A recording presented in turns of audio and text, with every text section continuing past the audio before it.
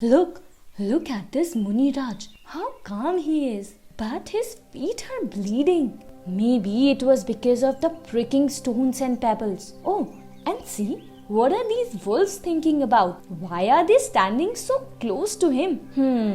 It seems that they want to hear some preachings from Muni Raj for their well-being. Oh no! What has happened all of a sudden? They have started biting Muni Raj. But see, Muni Raj is still so calm. Do you want to know what happened here? Come on, let me tell you a story about it. A long time ago, there lived two brothers, Agni Bhuti and Vayu Bhuti. What were they called? Agni Bhuti and Vayu Bhuti. So, both of them were very good scholars. One day, a Muni Raj came to their town. Elder brother Agni Bhuti followed all the rituals, including Navdha Bhakti, with his great devotion and offered pure food to Muni Raj. But the younger brother, he did not even visit Muni Raj. When Agni Bhuti, who was the elder brother, he asked Vayu Bhuti to visit and pay his respects to Muni Raj, he got very angry and started criticizing Muni Raj. This made Agni Bhuti very sad and he got detached from everything. He went to Muni Raj and took Muni Diksha. Agni Bhuti's wife, Somdatta, she was very sad and very shocked to see her husband suddenly embracing monkhood. So she asked Vayu Bhuti, "Your elder brother has now become a Muni. How will I live my life? Without him, where will I go? Come on, let us go and get him and convince him to get back home." Now, Vayu Bhuti was a very short-tempered man. He became even angrier listening to his sister-in-law and said yellingly, "If you want him back, then you should go yourself. I am not going anywhere with anybody." Sobbing, Somdatta held Vayu Bhuti's feet and pleaded with him to accompany her. But when we are extremely angry, we do not understand what is right and what is wrong. In the heat of the moment, Vayu Bhuti kicked his sister-in-law and started screaming, "I am not going anywhere. If you want to go, you go by yourself." After this humiliation, Somdatta also got very furious and told Vayu Bhuti, "Remember, I will take my revenge of this." And she went away angrily. Due to his bad behavior and ill-spoken words to Muni Raj, Vayu Bhuti got infected with leprosy and a skin disease. That too just within 6 to 7 days. Leprosy is a very powerful illness and he died a very sad and painful death because of this disease. Since he died in sorrow and sadness, he was born as a donkey in his next life. So throughout his life, he kept carrying heavy load on his back. After that, he was born as a pig. Children would bully him and throw stones at him. Then, after dying, he took birth as a dog and then as a blind girl who was always smelling very bad. As this girl grew older, the bad smell from her body continued to grow very strong. So even her parents, they left her in the forest alone. She survived in the jungle by consuming fruits that she found were edible to eat. One day, while she was picking up fruits that had fallen on the ground, two Muni Raj, Muni Suryamitra and Muni Agni Bhuti crossed her path. Suryamitra had a special gyan, meaning knowledge of superpower, called Avadhi Gyan. What it is called? Avadhi Gyan. So he told Agni Bhuti Muni that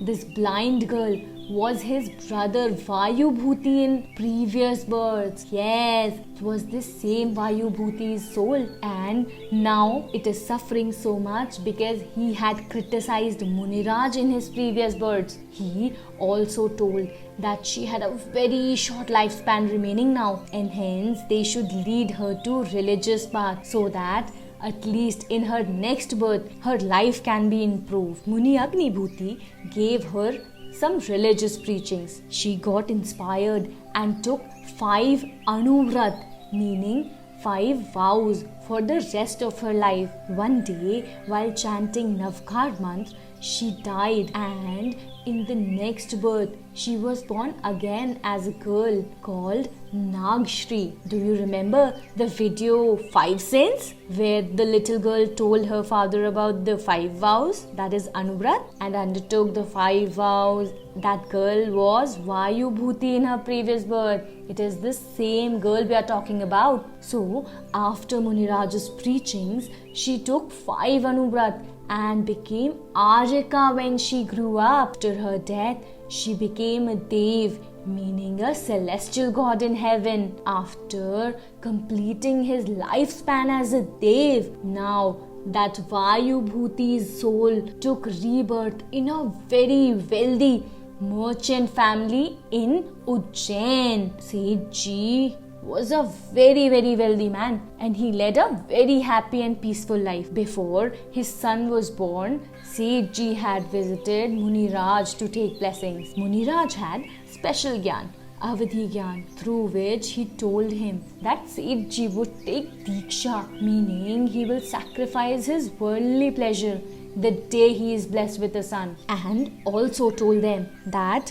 whenever his son will visit a Muniraj, he too will become a Muni the very same day. This made Sage's wife very concerned and worried about all the time. As soon as Sage's son took birth, Sage embraced monkhood. That very moment, his wife Sethani got extremely sad when her husband became a monk, and at that very moment she decided that she will never let her son become a monk. Sethani named her son Sukmal, and he was raised just like his name. That is, they never fell short of riches at any home. All the luxuries were made available to him at his home, which was like a palace with garden, different forms of entertainment, a water pond, and all the other luxury arrangement. Everything was easily accessible to him, so that Sukmal didn't have to leave the house for anything. When Sukmal grew up, he got married to 32 most beautiful girls. There were guards outside the palace so that no monk could enter the house. Once Sethani bought a very expensive blanket which was embedded with precious gems. But this blanket used to prick Sukmal's soft and delicate body. So you know what his mother did? His mother made shoes for Sukmal's wife from the blanket. One day when shoes were kept on the terrace, an eagle mistook a shoe for his prey and took that shoe in his beak and dropped it at the king's palace terrace. When that precious shoe reached the king, he was very surprised as to who was so wealthy in his kingdom to wear gem-studded shoes. When the king came to know about Sethani ji, he went to her palace to meet her. Now Sethani was elated to welcome the king. She sang Aarti, lit a lamp on the welcoming plate, and showered auspicious mustard seeds on the king. Sukmal was present there too. You know, the brightness of the lamp caused Sukmal's eyes to water. When he sat on his chair, the mustard seeds which were used to welcome the king, they had also fallen there on the chair, and they started to prick him. Even while eating his meal, Sukmal was eating only soft and mushy rice. The king found Sukmal's behavior a bit strange, and so he asked Sethani ji about it. Sethani ji smiled and replied that Sukmal was as gentle as his name suggests. His eyes were so delicate that he could not bear the brightness and warmth of the lamp. As a result, his eyes started watering. His bedding and his seating were softer than cotton, and hence something as small as mustard seeds pierced his skin. The rice he ate was cooked in the lotus petals. The king was really surprised to hear about Sukmal's fragility and tenderness, and said that Sukmal was indeed a blessed person to have such a lavish upbringing. After some time, Sukmal's maternal uncle, who had now become Muni Gandharacharya, reached the city of Ujjaini. With his special power, Avadhi Gyan, he learned that Sukmal had very little time to live. So he came and sat near a garden very close to Sukmal's place, his room, and stayed there due to Chaturmas, meaning monsoon duration. After the completion of Chaturmas, Muniraj started reciting in a loud voice in the night itself. On hearing Muniraj's recitation, Sukmal acquired Jati Smaran, which means he recollected his knowledge of his previous birth. Thinking about his previous birth, Sukmal got so upset that he has suffered so much. He immediately had Vairagya, meaning he got detached and left all the worldly pleasures. He decided to take up monkhood. But Sukmal's house was heavily guarded and his mother never allowed to go him out. He made a big rope by tying saris to get down from the window and reached Muniraj. Muniraj said to him, Sukmal, you have only 3 days left to live, so start doing welfare for your soul as soon as possible. Sukmal obliged and immediately renounced everything and removed all the ornaments of his body and took Muni Diksha and went to the forest. This was the first time Sukmal had stepped barefoot on the ground. Thorns, pebbles and stones started pricking on his soft feet. Sukmal's feet were bleeding, but that pain did not stop him. He reached the forest and started meditation. Then a wolf in search of food with her pups reached Muniraj, licking the drops of the blood that were coming out of Sukmal's feet. On seeing Sukmal Muniraj, the wolf remembered about her previous birth. She realized that she was his sister-in-law and he had kicked her when she had pleaded with him. This made the wolf very furious and she started growling and grunting her teeth. In rage, the wolf started biting Sukmal Muniraj's feet with her very sharp teeth. Her pups, they also joined her in biting and eating Muniraj's feet. Sukmal, who was raised so luxuriously, who was so pampered, who would get hurt even by a small mustard seed, now he had to face his painful upsar. On one side, the cruel animals were biting and eating Sukmal's feet, and on the other side, Sukmal was engrossed in deep thoughts and told to himself, "O Atman," his soul, very calmly, "bear this pain. In one of your previous births, you must have given trouble to somebody.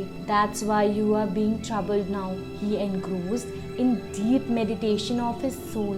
My body and soul are different from each other. They are separate entities. He kept himself calm. The wolf kept eating Sukmal Muniraj for 3 days continuously, but still she was not satisfied. She repeatedly struck Muniraj's deep wound with her sharp teeth and claws.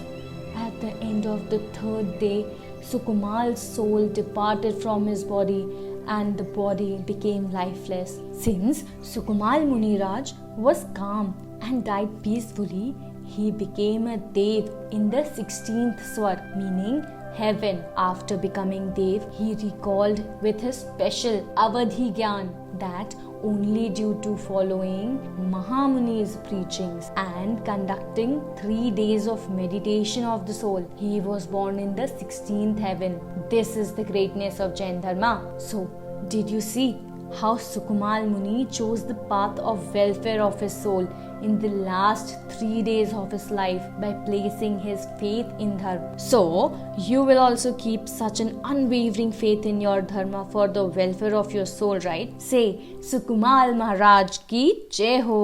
Jai Jinendra.